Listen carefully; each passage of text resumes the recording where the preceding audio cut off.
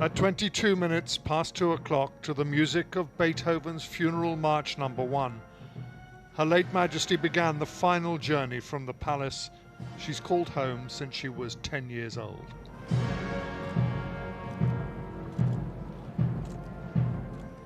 From the privacy of the palace courtyard, the coffin borne on a gun carriage of the King's Troop Royal Horse Artillery, draped in the royal standard. Atop the coffin, the imperial state crown, with which she was crowned back in 1953.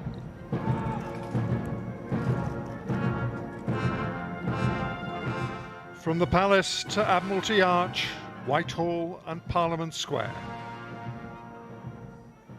ceremonial London bathed in September sunshine, the sort of occasion she loved.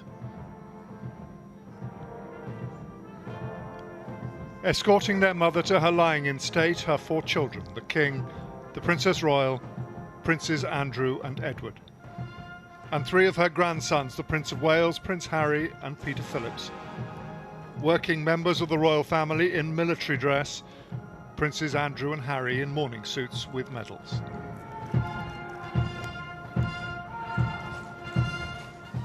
They marched the half a nautical mile from the Victoria Monument to Admiralty Arch, past the statues of her parents, King George VI and Queen Elizabeth, the Queen Mother.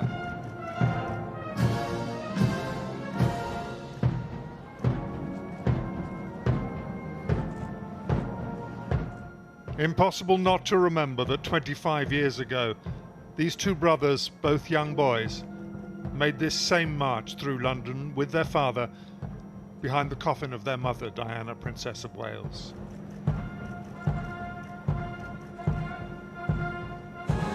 Across the open spaces of Horse Guards Parade, where she would troop the colour, sitting side saddle on horseback on her official birthday.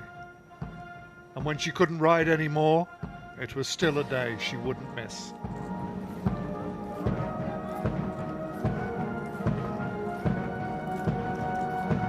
Beyond Horse Guards Arch and into Whitehall, the first memorial they pass is the monument to the women of World War II.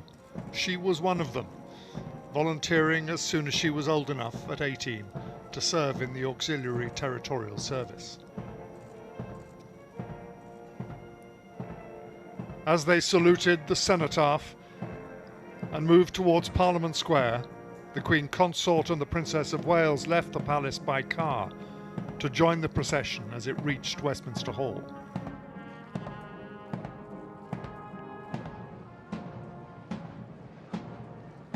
The escort party of 1st Battalion Grenadier Guards, guns reversed.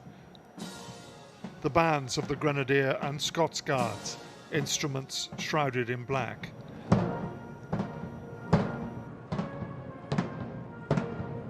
Big Ben tolling every minute. The minute guns of the Royal Artillery in Hyde Park, marking the same time.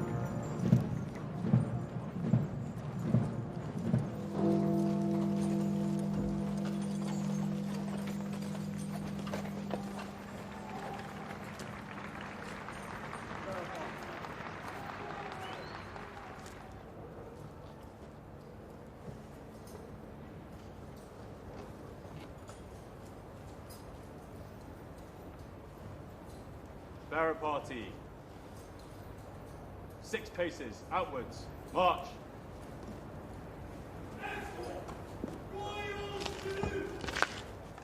Stand still. Bearer party, prepare to turn.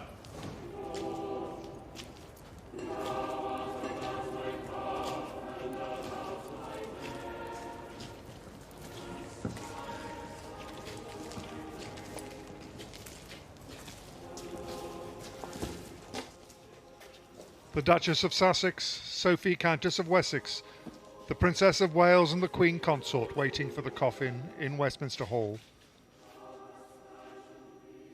The choirs of Westminster Abbey and St James's Palace singing Psalm 139, O Lord, thou hast searched me out.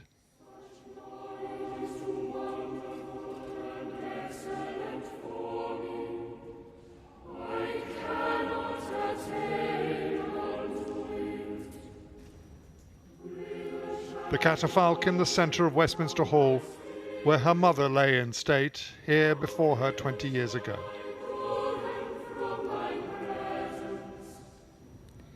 In my Father's house are many mansions.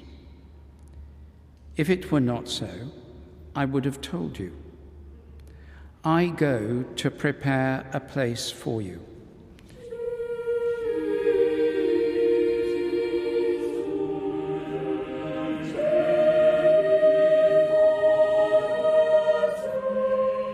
Here for the next 4 days her late Majesty will lie, accompanied day and night by an honour guard around her coffin, receiving the respects and farewells of as many of her former subjects as time and distance will allow.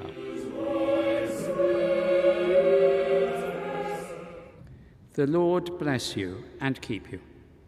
The Lord make his face to shine upon you and be gracious unto you. The Queen's company colour was laid at the foot of the coffin, symbolically the return of the colour to the monarch.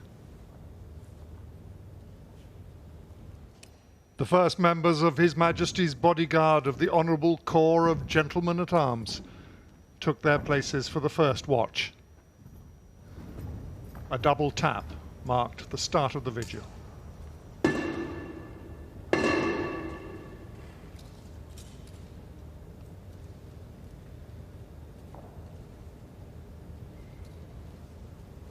At 20-minute intervals, guardsmen, the household cavalry, yeomen of the guard, members of her family will take turns to stand at the four corners of the coffin.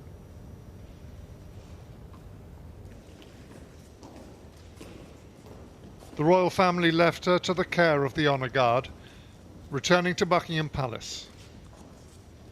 And now Westminster Hall was opened to members of the public to file past. Many will have queued overnight. Many thousands more will spend the day, even the night ahead, on the streets outside for this one quiet moment in the company of their departed Queen. James Mates, News at 10.